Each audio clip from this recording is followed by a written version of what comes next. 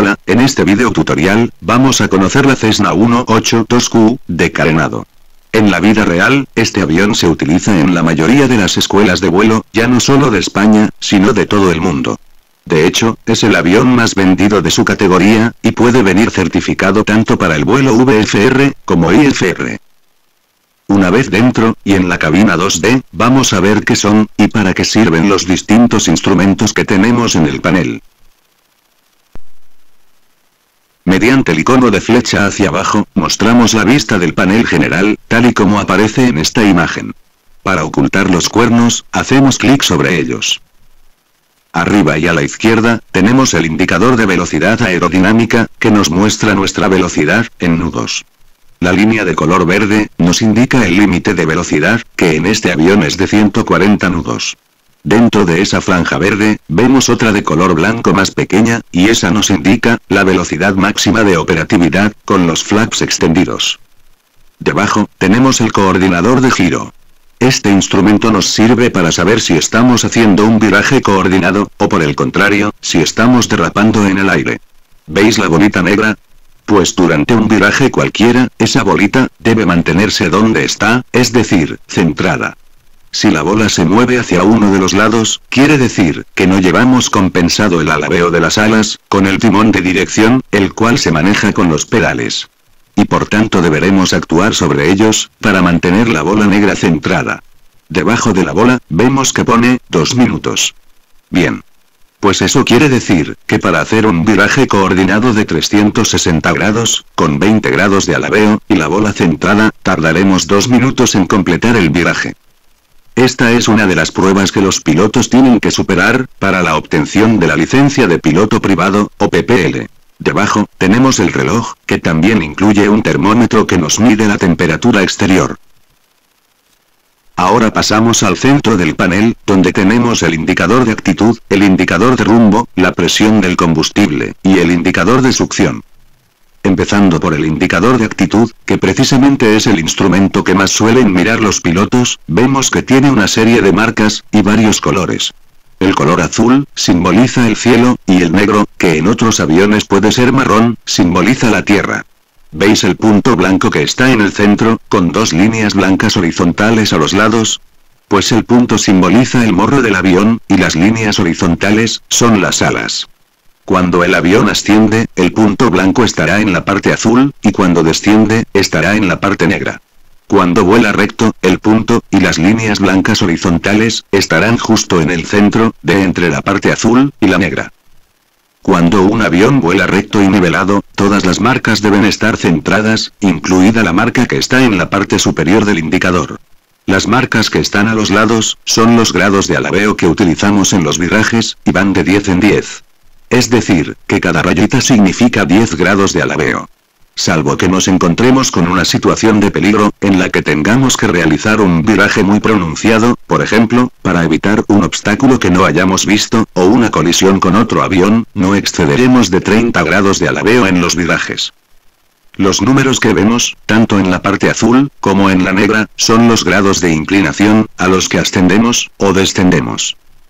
La perilla que está debajo del indicador, no debemos tocarla, salvo que se tengan conocimientos exactos de cómo configurar este indicador. Dentro del indicador de rumbo también tenemos varias marcas. De entrada nos fijaremos en las letras que vemos. Estas simbolizan los puntos cardinales, es decir, norte, sur, este y oeste. Oeste en inglés se escribe west, por lo que en el indicador aparece la letra W. La marca roja nos sirve para fijar un rumbo determinado. Es conveniente ir ajustando esta marca, a cada rumbo que vayamos tomando, empezando por el rumbo de salida, de la pista por la que despeguemos. El triángulo blanco, nos dice cuál es nuestro rumbo actual, independientemente de la marca roja. Como excepción, cuando hacemos circuitos, fijamos la marca roja, con el rumbo de salida, y la mantenemos ahí, todo el circuito. Los circuitos constan de 5 tramos. Tramo de viento en cara, tramo de viento cruzado, tramo de viento en cola, tramo base, y tramo final. Pues si esta marca la dejamos fijada con el rumbo de salida, cuando salgamos del tramo base, nos servirá de orientación para localizar la pista, puesto que estaba fijada, con el rumbo de la pista por la que habíamos despegado. Para mover la marca roja, hacia un lado, o hacia otro, utilizaremos la perilla, HDG. La perilla, push, no debemos tocarla, si por cualquier razón se nos desconfigura el indicador de rumbo, utilizaremos la letra D de Dinamarca del teclado, para ajustarlo.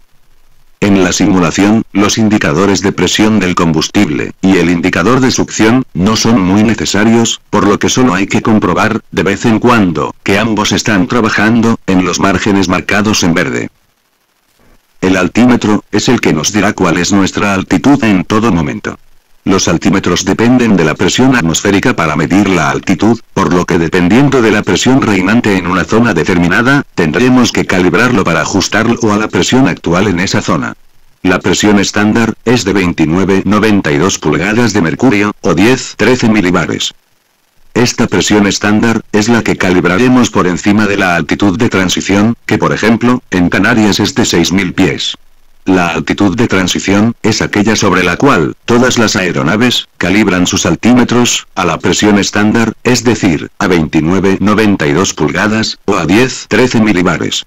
Los aviones comerciales, suelen proporcionar ambas lecturas, tanto en pulgadas, como en milibares. Sin embargo este avión, solo la proporciona, en pulgadas de mercurio. Si os fijáis, en la imagen el altímetro está calibrado a la presión estándar, pero si quisiéramos cambiar la calibración, tendría que hacerlo mediante la perilla que está en la parte inferior.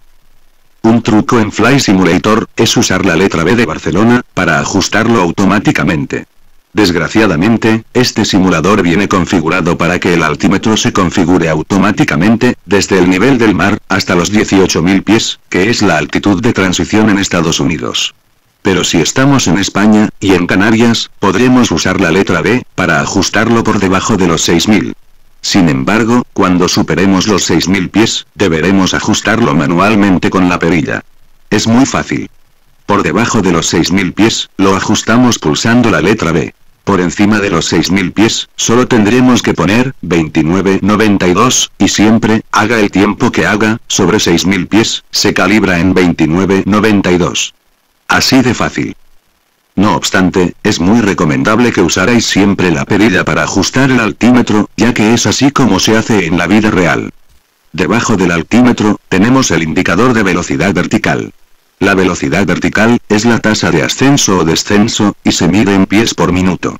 Cuando volamos nivelados, la aguja estará apuntando al cero, y cuando subimos o bajamos, la aguja se moverá hacia arriba, o hacia abajo, y cada marca significará, 100 pies por minuto. Una buena tasa de ascenso y descenso para este avión, sería de unos 700 pies por minuto, y esto se consigue cortando gas. Prácticamente no hace falta empujar los cuernos, ni tocar los compensadores. Si calculamos bien el descenso, solo reduciendo la potencia, el avión solo bajará el morro y conseguiremos la tasa de descenso deseada, solo jugando con el gas. Con este avión, y en un vuelo normal, tanto de recreo, como de instrucción, deberemos marcarnos un límite en las tasas de ascensos y descensos, y esta debe ser de 1000 pies por minuto. Los equipos, BOR 1, y BOR 2, se utilizan en el vuelo IFR, por lo que hablaremos más de ellos, en el curso de vuelo instrumental. El equipo medidor de distancia, también trabaja en sincronización con los BOR, así como con la radio, NAV1. En este curso solo tenemos que saber, que con estos instrumentos determinamos nuestra posición, con respecto a una estación BOR determinada. Podemos seguir un determinado radial, o, interceptar el localizador ILS, de una pista. Sobre el panel de radios, solo un par de apuntes. La frecuencia ATC activa, es donde colocamos la frecuencia en la que está el controlador, con el que nos estamos comunicando. En este caso pone, 122.80. Esa es la frecuencia Unicom, es decir, la frecuencia que se sintoniza cuando no hay ningún ATC en la zona, y que los pilotos utilizan para comunicarse entre sí, vía texto. La frecuencia BOR activa, que en este caso es 117.70, es la frecuencia del BOR de Tenerife Norte, ya que este tutorial, está grabado con el avión situado en ese aeropuerto. Para los vuelos VFR no es necesario usar el NAV, pero por precaución, siempre se sintoniza el BOR del aeropuerto de salida, y en el caso de que se vaya a aterrizar en otro aeropuerto, también se sintonizaría, el BOR del aeropuerto de destino. Pero insisto, que para el vuelo visual, no es necesario. Debajo tenemos el COM2, y el NAV2. Pues bien, esas son las frecuencias de reserva, que son las que están inactivas. Se utilizan para poner las frecuencias que vamos a utilizar a lo largo del vuelo, las cuales tenemos que pasar al NAF1, cuando vayamos a usarlas. El panel del ADF es muy sencillo, ya que solo consta de 3 dígitos. Cuando el ADF se sintoniza en la frecuencia del NDB, apunta o señala la dirección hacia donde se encuentra la estación NDB. Los NDB solo proporcionan la dirección en la que se encuentra el radiofaro, pero no la distancia a la que estamos de él. La frecuencia de un NDB determinado, la obtenemos mirando las cartas. El transponder es el equipo mediante el cual el controlador puede ver en su pantalla de radar a los aviones que están dentro de su espacio aéreo. Para los vuelos VFR sin control ATC, se utiliza 7000, tal y como muestra la imagen. Para los vuelos IFR sin control ATC, se utiliza 2000. Pero que sepáis, que siempre que haya control ATC en la zona, será el controlador el que nos asigne un número de transpond, que siempre será de 4 cifras. Y por último, tenemos el panel que nos mide la velocidad y la distancia, a la que estamos de la estación BOR que tenemos sintonizada, en nuestro NAF1. En este caso no muestra ninguna velocidad, puesto que en el momento de la captura, el avión se encontraba estacionado, y la distancia a la que estaba en ese momento de la estación BOR, era de 5,1 millas náuticas. En la parte baja del panel, tenemos el máster, la llave de contacto, el interruptor de aviónica principal, las luces interiores, y las luces exteriores. En el máster tenemos 2 interruptores, ALP, que corresponde al alternador, y BAT, que corresponde a las baterías. Este último, es el primero que debemos activar una vez estamos en la cabina, para proporcionar electricidad al avión. En otro tutorial, explicaremos con detalle, cómo realizar el checklist, y el arranque, de este avión. A su derecha tenemos la llave de contacto, que debería estar en posición off. En esta imagen no lo está, porque en el momento de la captura, el avión estaba arrancado, y con los sistemas funcionando. En la posición off, el avión está completamente parado, en la posición R, estamos en el magneto derecho, en la posición L, estamos en el magneto izquierdo, en la posición BOT, actuaremos el contacto, y en la posición Start, arrancaremos el motor.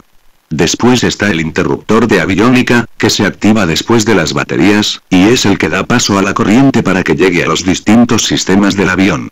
A su lado, están las luces interiores, el primero, proporciona luz a la cabina, y el segundo proporciona luz, al interior de los instrumentos. El interruptor del tubo pitot, solo debe usarse cuando baja mucho la temperatura, casi en condiciones de heladas. Llevar activado este dispositivo reduce la velocidad de crucero, y aumenta el consumo de combustible, por lo que solo lo activaremos en circunstancias muy concretas, y durante un tiempo determinado. Y por último, tenemos las luces exteriores. Las NAF, situadas en los extremos de las alas, una roja y otra verde, las Beacon, situada en la parte alta del timón de dirección, y que es de color rojo, las Strobe, situadas en los extremos de las alas, y que son de color blancas e intermitentes, las Taxi, situadas en el morro del avión, y las Land-in, o luces de aterrizaje, que son de color blanco, y muy potentes, situadas en los bordes de ataque de las alas. El siguiente panel, nos muestra el piloto automático, y el pedestal. Empezando por el piloto automático, AP, de las palabras en inglés, Automatic Pilot, os diré que salvo para vuelos de más de 1 hora de duración, no es conveniente usarlo. Cuanto más tiempo pasamos volando en automático, menos habilidad tendremos. Este tipo de aviones, hay que volarlos siempre que se pueda, en manual. Pero os explico brevemente cómo funciona. Para activarlo, solo tenemos que poner este interruptor en on, o presionar la letra Z de nuestro teclado. Los botones superiores son para que el piloto automático mantenga rumbo, navegación, altitud, etc. Mediante el botón de giro, le diremos si queremos que vire a la derecha o a la izquierda, pero insisto en que no lo uséis, salvo que vayáis a realizar un vuelo largo. A la derecha, tenemos la palanca de los flaps, que no tienen ciencia ninguna. Para extenderlos, bajamos la palanca, y para retraerlos, la subimos. Debajo está el pedestal, con el acelerador, el mando de revoluciones de la hélice, y el mando de paso de combustible. Este último, según a qué altitud vayamos a subir, tendremos que ajustarlo, para que la mezcla de combustible y aire sea proporcionada, y no se ahogue el motor.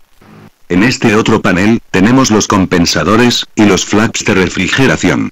Los compensadores es muy importante ajustarlos antes del despegue, y deben de estar como en la imagen, es decir, con el trim, que es el compensador del timón de profundidad en la posición, take-off, y el compensador del timón de dirección, centrado. Si no lo tenéis así antes del despegue, os sugiero que no despeguéis, y que os toméis un tiempo para ajustarlos. Los flaps de refrigeración durante el despegue y el ascenso hay que llevarlos abiertos, en la posición open, y una vez nivelados, los cerramos para que no se enfríe demasiado el motor. Digamos que es como un radiador de aire, que controlamos nosotros manualmente desde la cabina. De manera que según la temperatura exterior que tengamos, observaremos la temperatura del motor, y los abriremos o cerraremos, según lo necesitemos. Y con esto, hemos llegado al final de este video tutorial. Hasta la próxima.